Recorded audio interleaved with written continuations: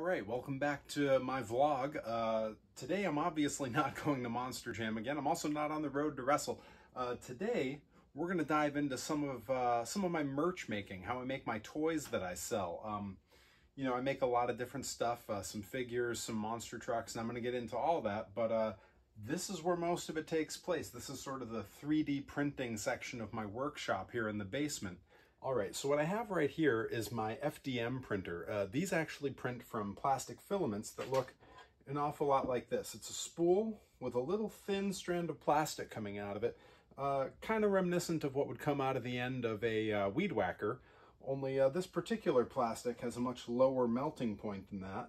And it comes through this tube, comes out the bottom where it's melted, and this is going to move all around that print bed for a fairly long period of time, where it will draw every single layer of the print as it moves up. It's a slow-moving printer, but it's really great for mechanical parts. For example, on my 3D printed monster trucks, this is one of my early prototypes, the axles actually print inside of the chassis, all as one piece, so it comes off the printer rolling already.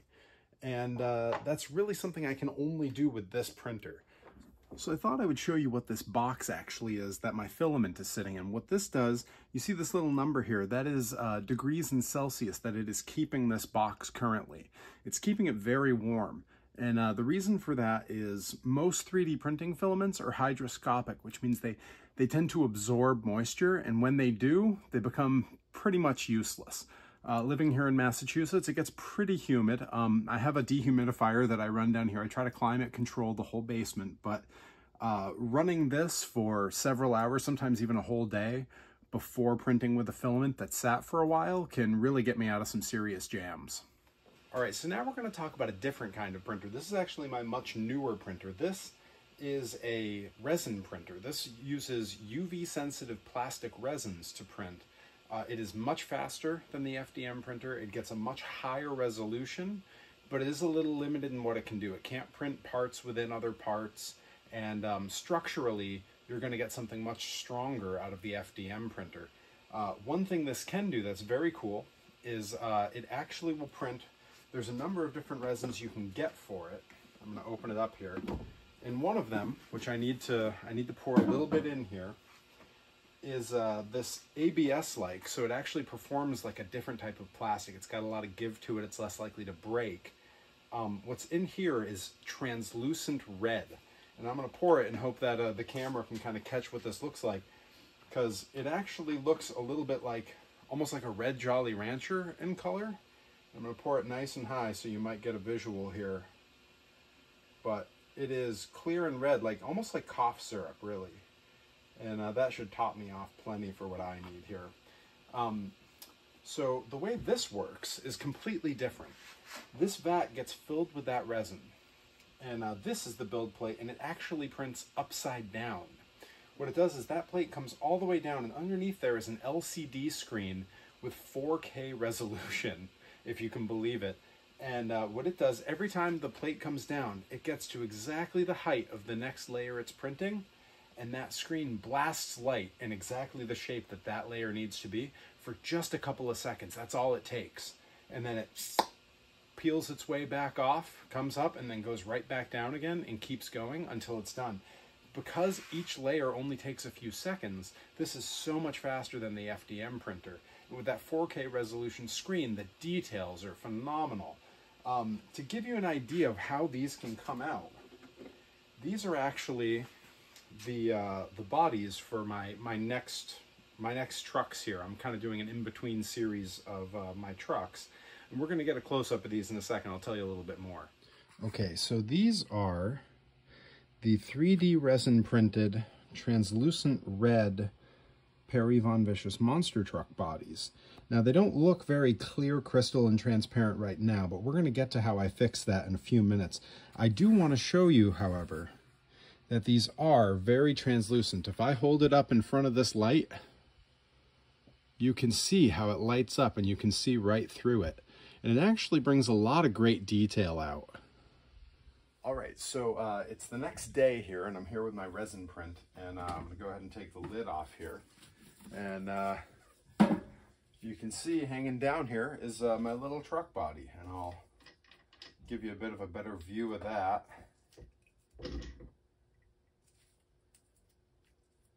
When it's done, it's real shiny. I mean that looks so good. So what I'm going to do now is clean the print off, and that's a real simple process. I just have a couple tubs here of isopropyl alcohol, and what that does is it removes any uncured resins so that we get a nice clean surface the way it's supposed to be. So I'm just going to get my little scraper in here, slide it off, and right into that tub. And that's really all that takes. I can put this right back on here.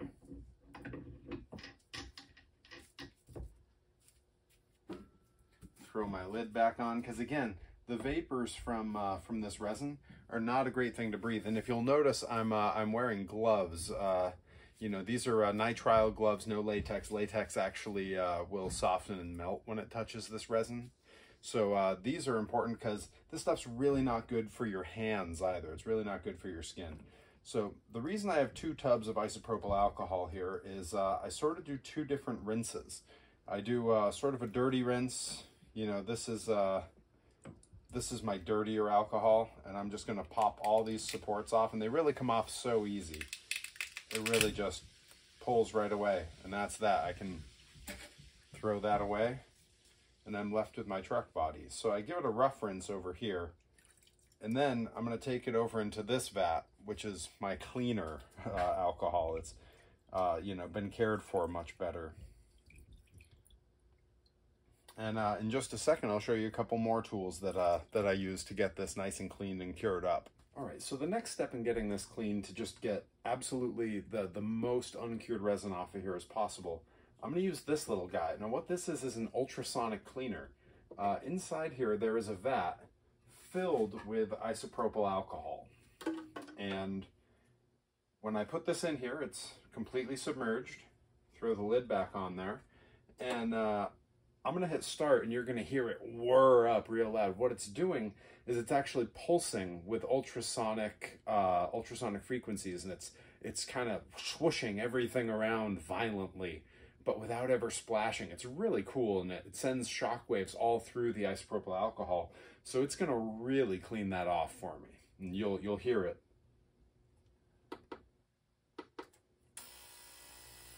That's it working. It's got a little timer on there. It'll let me know when it's done. All right, so now that I have this out of the ultrasonic cleaner, I just dried it off, just air drying, getting all that alcohol off of there. And it's looking pretty good. It has dulled, but again, we're gonna address that with some clear coat in just a little bit. For right now, I need it to finish curing. And I could do that out in the sun, but you know, there's a lot of dust outside at my place. That's where the chickens are. So rather than letting all that stick to this resin as it cures, I have this little guy. This is a UV curing box. When I open it up, you'll see there's a little turntable, and on the back there is a strip of ultraviolet LEDs. So I'm going to set this in on the curing table, close this up, and then I'm going to tell it to go ahead and run, and you're going to see it light up, and on the inside that's going to spin all around and get nice and evenly cured. For right now, I've moved over to where I do a lot of my painting. You see I have a lot of paints here, paint brushes and airbrush, all kinds of fancy equipment, but we're not going to be using any of that today. You see these 2 particular bodies have some details that I like to bring out, and it's all lettering. And really all I needed to do is just look different from the rest of the trucks. I'm going to show you how I do that, and I'm going to warn you, it is not glamorous. It is simple and stupid and fast. All right, so I've got my 2 truck bodies here, and you're going to see exactly what I'm talking about in just a moment here when I say that I want some of this lettering to stand out. I have some just cheap dollar store white paint. It's a acrylic paint. I'm going to give it a quick shake here, and then you're going to see this is the least fancy way to do this possible. I'm on grocery store bags here that I cut open, and I'm literally just going to squeeze a bit out on them. It really isn't going to take hardly any. And then I have this. This is literally just a piece of foam from something that was delivered from Amazon, and I cut a whole bunch of strips of it because it's actually pretty useful. And all I'm going to do is take and dip into the paint Just get a little bit of paint on the end. It doesn't take much at all. In fact, too much can be a problem. And I'm gonna come over here and I'm gonna take this truck and I'm just gonna dab on these letters just so that they stand out. And that really does make all the difference in the world.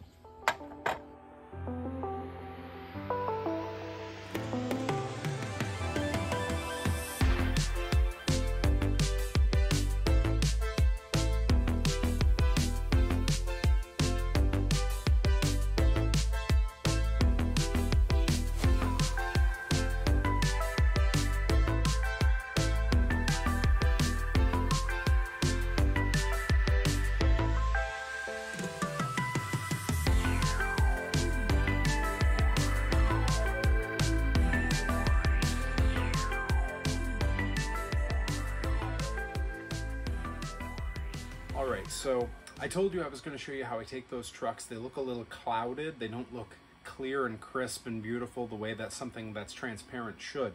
And there is a simple trick to that, but it takes a little bit of setup ahead of time. So what I have here is just some simple, I've got a piece of scrap wood. I think this fell off something here in the basement when we bought the house. And I've got my drill and a couple of screws. And really, that's all this is going to take. It's just a couple screws. We're just going to get this set up and see what we can do here. It's a real simple idea. Is I just need something to hold those truck bodies up while I hit them with a spray can. And you'll see a bit more about that soon. So the simplest way to do that for me, I'm literally just going to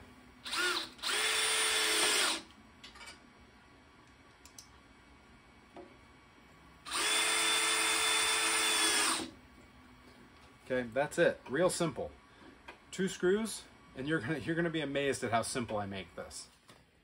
All right, now that I have this set up, like I said, this is gonna be so simple. I really just need somewhere where these little truck bodies can be held up in the air while I hit them with a spray can. And the secret weapon here to bring back the kind of crystal clear, smooth, great way they look when they come off the print bed at first is just with some gloss clear coat. It fills in all the little cracks and crevices and gives you that sheen, and it all just goes see-through again.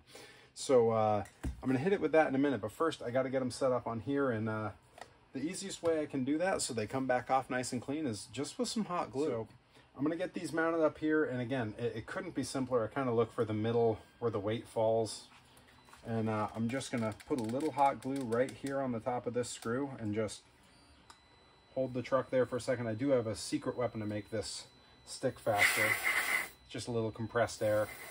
Blows a nice cool breeze, and that's it. Stuck there.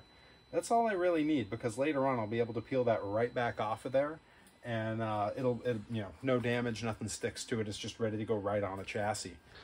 All right, so I've got all 3 of the truck bodies that I have to finish up here out in the sun.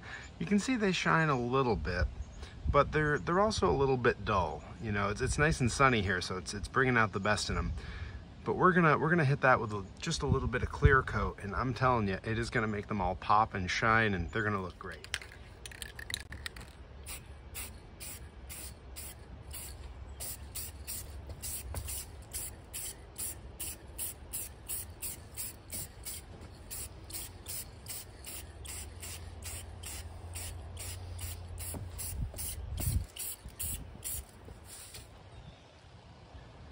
Yeah, just like I said, that little bit of clear coat just makes them look like, I mean, they look like candy. They look like Jolly Ranchers. All right, so that's how I make my 3D printed monster truck toys. I've started attaching the bodies to the chassis. I just do that with either some CA glue or some hot glue, depending on what's working for me that day. You know, I think these came out spectacular. You know, I think they look really good. And I'm so excited to bring them to a show and share them with all of you. And I hope you like them. And yeah, I'll see you out on the loop.